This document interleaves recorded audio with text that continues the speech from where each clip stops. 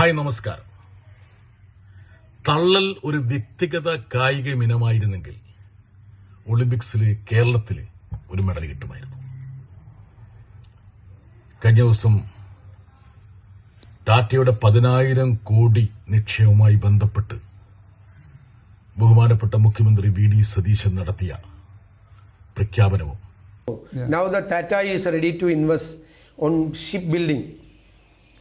We are going to provide the land to the Tata Group. Okay.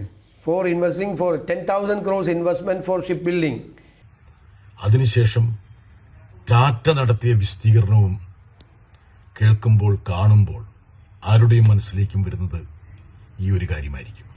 അഹമ്മദാബാദിലെ air India ദുരന്തത്തിന് ശേഷം ടാറ്റ ഏറ്റവും കൂടുതൽ ഞെട്ടിയിട്ടുണ്ടാകുക നമ്മുടെ മുഖ്യമന്ത്രിയുടെ പ്രഖ്യാപനം കേട്ടാണ്.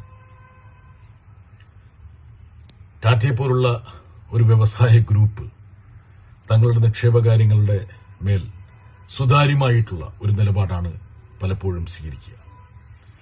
അതുകൊണ്ട് തന്നെയായിരിക്കാം ഇക്കണോമിക് ടൈംസിന് അവർ വിശദീകരണം നൽകിയിട്ടുണ്ടാകുക. എന്നെ അമ്പരിപ്പിക്കുന്നൊരു കാര്യമുണ്ട്. ശ്രീ വി.ഡി. സതീശൻ പ്രതിപക്ഷ നേതാവല്ല, കേരളത്തിന്റെ മുഖ്യമന്ത്രിയാണ്. കേരളത്തിന്റെ വിശ്വാസ്യതയെ കാത്തുസൂക്ഷിക്കേണ്ട പരമമായ ഉത്തരവാദിത്തം അദ്ദേഹത്തിനുണ്ട്. ഒരു വ്യവസായ ഗ്രൂപ്പിനെ തന്റെ ഒരു പ്രഖ്യാപനത്തിലേക്ക് വലിച്ചിടുമ്പോൾ ഒരു ഭാഗികമായ ഒരു ശരിയെങ്കിലും ഉണ്ടാകേണ്ടതുണ്ട്. ഇത് ഒരു സ്ലിപ്പ് ഓഫ് ടങ് അല്ല എന്നുള്ള കാര്യം വ്യക്തമാണ്. ഏതെങ്കിലും കോൺഗ്രസിന്റെ കവലയോഗത്തിൽ അദ്ദേഹം നടത്തിയ പ്രഖ്യാപനമല്ല. ലോകത്തിലെ ഏറ്റവും പ്രധാനപ്പെട്ട മാധ്യമങ്ങളിലൊന്നായ ബ്ലൂംബെർഗിന് നൽകിയ അഭിമുഖത്തിൽ അദ്ദേഹം സ്പഷ്ടമായി വ്യക്തമായി പറഞ്ഞ കാര്യമാണ്. അതല്ലാതെ ഒരു പൊതുയോഗത്തിന്റെ വാക്ചാതുര്യതയിൽ അതല്ലെങ്കിൽ ഒരു പ്രസംഗത്തിന്റെ ആ ഒരു ഒഴുക്കിൽ വന്നുപോയ ഒരു അബദ്ധമല്ല. അദ്ദേഹം തന്നെ തീരുമാനിച്ച് പറഞ്ഞൊരു കാര്യമാണ്. അതുകൊണ്ടാണ് ബ്ലൂംബെർഗ് തന്നെ അതൊരു തലവാചകമായിട്ട് കൊടുത്തത്. ബ്ലൂംബെർഗിനെ പോലുള്ള ഒരു മാധ്യമം റിപ്പോർട്ട് ചെയ്തതുകൊണ്ടായിരിക്കാം ടാറ്റ രംഗത്തേക്ക് വന്നത്. ഒരുപക്ഷെ വി.ഡി. സതീശൻ ഒരിക്കലും കരുതിയിട്ടുണ്ടാവില്ല. എന്താ കാരണം എന്ന് വെച്ചാൽ കേരളത്തിലെ മാധ്യമങ്ങളൊക്കെ അദ്ദേഹത്തിന്റെ മുത്തുമൊഴികൾക്ക് വേണ്ടിയിട്ട് കാത്തിരിക്കുകയാണല്ലോ. ഇപ്പം വി.ഡി. സതീശൻ നടത്തുന്ന പ്രസ്താവനകളുടെയും പ്രഖ്യാപനങ്ങളുടെയും നിജസ്ഥിതി എന്താണെന്ന് പരിശോധിക്കാൻ വേണ്ടി ഒരു തരത്തിലുള്ള ഒരു അന്വേഷണവും കേരളത്തിലെ മാധ്യമങ്ങൾ നടത്തില്ല എന്നുള്ള കാര്യം വി.ഡി. സതീശന് അറിയാം. അവരൊക്കെ വെണ്ടയ്ക്ക പരുവത്തിൽ ആ വാർത്തകൾ നൽകി.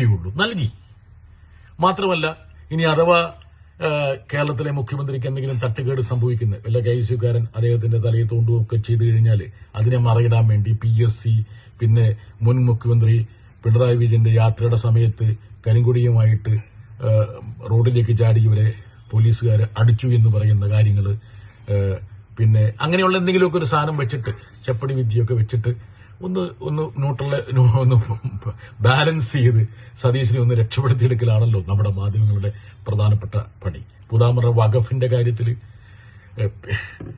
PMCയുടെ കാര്യത്തിൽ, PMAYയുടെ കാര്യത്തിലൊക്കെ നടത്തിയിട്ടുള്ള വലിയ കീടങ്ങളുണ്ട്. ആ കീടങ്ങളുകളൊക്കെ മുൻ സർക്കാരിന്റെ കാലത്തായിരുന്നെങ്കിൽ എന്തായിരിക്കുമായിരുന്നു കേരളത്തിലെ നമ്മുടെ മാധ്യമങ്ങളുടെ പ്രകടനം. അപ്പോൾ സതീശൻ വിചാരിച്ചിട്ടുണ്ടാവും ഇതൊന്നും ആരും പരിശോധിക്കാൻ പോകുന്നില്ല എന്ന്. പക്ഷേ അദ്ദേഹം മുഖ്യമന്ത്രിയാണെന്നും അദ്ദേഹം നടത്തിയ പ്രസ്താവന ഇന്ത്യയിലെ തന്നെ വളരെ പ്രധാനപ്പെട്ട ഒരു വ്യവസായ ഗ്രൂപ്പിനെ മുൻനിർത്തിയുള്ളതാണെന്നും അദ്ദേഹം ചിന്തിച്ചില്ല. മുൻ മന്ത്രി പി രാജീവ് ടാറ്റയുടെ ഒരു സബ്സിഡറി കമ്പനി ബോട്ട് അറ്റകുറ്റപ്പണിക്ക് വേണ്ടിയിട്ട് ഉള്ള ഒരു പദ്ധതിയിൽ 300 കോടി നിക്ഷേപിക്കുന്നതിനെ കുറിച്ച് പറഞ്ഞു. അത് മുൻ സർക്കാരിന്റെ കാലത്ത് ഒപ്പുവെച്ചിട്ടുള്ള ഒരു പദ്ധതിയാണ്. എന്തായാലും PRD ഇങ്ങനെ സതീശൻ പരീക്ഷിക്കാൻ പാടില്ലായിരുന്നു. ഒരു 10,000 കോടിയെ ഒരു 300 കോടിയിലേക്ക് ഏച്ചുകെട്ടാൻ വേണ്ടി എന്തെല്ലാം തരത്തിൽ PRD കഷ്ടപ്പെട്ടിട്ടുണ്ടാവും. ഇത് മാത്രമല്ല, ഒരുപക്ഷെ 2 മാസം പൂർത്തിയാകുന്ന വി.ഡി. സതീശൻ സർക്കാരിന്റെ പ്രകടനത്തെ വിലയിരുത്താൻ വേണ്ടി ഒരുപാട് ഘടകങ്ങളുണ്ട്. അതിൽ ഒരു ഘടകം കൂടി ഞാൻ പറയാം. ഈ ശ്രീധരന്റെ പദ്ധതിയെക്കുറിച്ച് കേരളത്തിലെ കോൺഗ്രസുകാരൊക്കെ വാചാലമായി സംസാരിച്ചിരുന്നു. ശ്രീ പിണറായി വിജയന്റെ കേരയിൽ പദ്ധതിയും urban ട്രാൻസിറ്റ് പദ്ധതിയൊക്കെ അവഹേളിക്കാൻ വേണ്ടിയിട്ട് ഈ ശ്രീധരനെ അവർ നെഞ്ചിലേറ്റി പരിലാളിച്ചിരുന്നു. കഴിഞ്ഞ ദിവസം യാതൊരു ദയാദാക്ഷിണ്യവുമില്ലാതെ ഈ ശ്രീധരനെ ചവറ്റുകൊട്ടയിലേക്ക് വലിച്ചെറിഞ്ഞു. ഈ ശ്രീധരന്റെ പദ്ധതിയോട് എനിക്ക് വിയോജിപ്പുണ്ടായിരുന്നു. ആ വിയോജിപ്പ് ഈ ശ്രീധരനോടുള്ള വിയോജിപ്പല്ല. എന്താ കാരണം വെച്ചാൽ അദ്ദേഹത്തിന്റെ പദ്ധതി പ്രായോഗികമല്ല എന്ന് റെയിൽവേ മന്ത്രാലയം പറഞ്ഞതിനെ അടിസ്ഥാനപ്പെടുത്തിയാണ് ഞാനിവിടെ നേരത്തെ ഒരു വീഡിയോ ഇട്ടിരുന്നത്.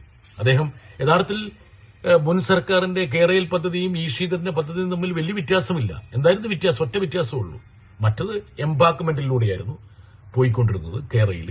ഈ ശ്രീധരൻ തൂണുകളിലൂടെ അതിവേഗപാത സൃഷ്ടിച്ചു. അത്രയേ ഉള്ളൂ, വലിയ വ്യത്യാസമൊന്നുമില്ല. അതുകൊണ്ട് കോസ്റ്റിലുണ്ടാകുന്ന വ്യത്യാസം മാത്രമായിരുന്നു പ്രധാനം. പക്ഷേ ഈ ശ്രീധരൻ പ്രൊജക്ട് ചെയ്യുന്ന കോസ്റ്റിനേക്കാൾ ഇരട്ടിയായിരിക്കും യഥാർത്ഥത്തിൽ ഈ പദ്ധതിക്ക് വേണ്ടി വരുന്ന ചെലവ് എന്ന് റെയിൽവേ മന്ത്രാലയം കൃത്യമായിട്ട് ഞാൻ ഉൾപ്പെടെയുള്ള എംപിമാരുടെ അടുത്ത് പറഞ്ഞിരുന്നു. അതുകൊണ്ട് തന്നെ അത് പ്രായോഗികമാകാൻ പോകുന്നില്ല എന്നുള്ള കാര്യം നമുക്കെല്ലാം അറിയാമായിരുന്നു. പക്ഷേ ഈ ശ്രീധരനെ ഇതുപോലെ ചവറ്റുകൊട്ടയിലേക്ക് തള്ളുമെന്ന് ഞാൻ വിചാരിച്ചിരുന്നില്ല. ഇപ്പോൾ എന്താ സംഭവിക്കുന്നത്? ഉമ്മൻചാണ്ടി സർക്കാരിന്റെ കാലത്ത് ഒരു പദ്ധതിയും നടന്നിരുന്നില്ല. പക്ഷെ അദ്ദേഹം കല്ലെങ്കിലും കല്ലിട്ട് പോകുമായിരുന്നു ഉള്ളൊരു പരിപാടി ഉണ്ടായിരുന്നു. ഇപ്പൊ നമ്മുടെ ദേശീയപാത വികസനത്തിന് വന്ന ഡൽഹിയിൽ നിന്ന് വന്ന NHAയുടെ ഉദ്യോഗസ്ഥരൊക്കെ ഓഫീസ് പൂട്ടിയിട്ട് അവർ തിരിച്ചു പോയിരുന്നു ഉമ്മൻചാണ്ടിയുടെ കാലത്ത്. പക്ഷെ എന്നെ അലോസരപ്പെടുത്തുന്ന ഒരു കാര്യമുണ്ട്. ഭരണമാറ്റമുണ്ടായി, ജനങ്ങൾക്ക് ഒരുപാട് പ്രതീക്ഷയുണ്ട്. ആ പ്രതീക്ഷയുടെ അടിസ്ഥാനപ്പെടുത്തലായി ആയിരിക്കണമല്ലോ അദ്ദേഹം കേരളത്തിലെ ജനങ്ങളെ VD സതീശന് വോട്ട് ചെയ്തിട്ടുണ്ടാവും, അല്ലെങ്കിൽ കോൺഗ്രസിന് വോട്ട് ചെയ്തിട്ടുണ്ടാവും. പക്ഷേ കേരളത്തിന്റെ കഴിഞ്ഞ 10 വർഷത്തെ ദ്രുതഗതിയിലുള്ള ഒരു വികസനമുണ്ട്. ദേശീയപാത വികസനം പൂർണ്ണതയിലേക്ക് എത്തുന്നു. മലയോര പാത, തീരദേശപാത, ജലപാത. പക്ഷെ കേരളത്തിൽ ഇല്ലാതെ പോകുന്നത് ഒരു ഹൈസ്പീഡ് റെയിൽവേയാണ്. അത് അസ്തമിക്കുന്നു എന്നാണ് VD സതീശന്റെ പ്രഖ്യാപനത്തിൽ നിന്ന് മനസ്സിലാകുന്നത്. ഈ തള്ളലുകൾക്കിടയിലും കേരളം അദ്ദേഹത്തിൽ നിന്ന് പ്രതീക്ഷിക്കുന്ന ചില കാര്യങ്ങളുണ്ട്. അദ്ദേഹവും അദ്ദേഹത്തിന്റെ പാർട്ടിയും കേരളത്തിൽ നൽകിയ വാഗ്ദാനങ്ങളിൽ ഒരു ചെറിയ ശതമാനമെങ്കിലും നടപ്പിലാകണമെന്ന് കേരളത്തിലെ ജനങ്ങൾ ആഗ്രഹിക്കുന്നുണ്ട്. അദ്ദേഹത്തെ പിന്തുണയ്ക്കുന്ന മാധ്യമങ്ങളുടെ പരിലാളനയിൽ അദ്ദേഹം ആ ഉത്തരവാദിത്വം മറക്കരുതെന്നും താൻ ഒരു മുഖ്യമന്ത്രിയാണെന്നുള്ള ബോധ്യത്തിൽ അദ്ദേഹം തുടർദിനങ്ങളിൽ പ്രവർത്തിക്കണമെന്നും എനിക്ക് അഭിപ്രായമുണ്ട്. KSU പിള്ളേരൊക്കെ അദ്ദേഹത്തിന് തലയിൽ തോണ്ടുമ്പോൾ ഒരുപക്ഷെ മുഖ്യമന്ത്രി എന്താണെന്ന് ബോധ്യപ്പെടുത്തി കൊടുക്കേണ്ട ഒരു ബാധ്യതയും അദ്ദേഹത്തിനുണ്ട് എന്നുള്ള കാര്യം അടിവരയിട്ടിട്ട് പറയട്ടെ.